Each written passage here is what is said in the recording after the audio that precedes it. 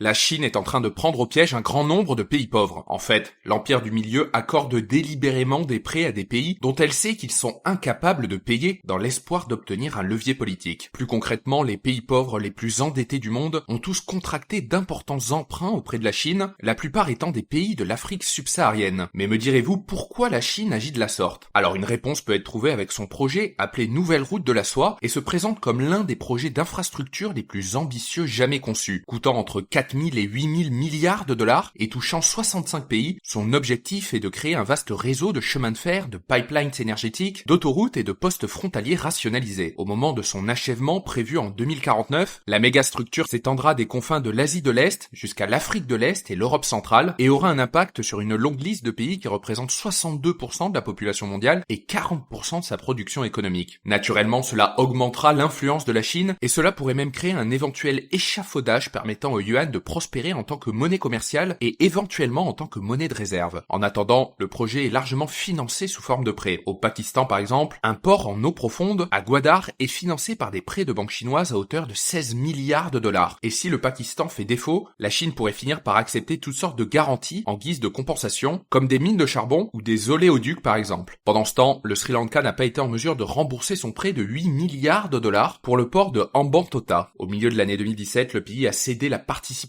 majoritaire dans le port à une entreprise publique chinoise en échange de l'annulation de la dette. La Chine dispose désormais d'un bail de 99 ans sur cet actif, ce qui est très utile car il se trouve en plein milieu de l'une des voies de navigation les plus importantes de la Chine vers l'Afrique, le Moyen-Orient et l'Europe. Et notez que ce podcast est soutenu par Quorum l'épargne.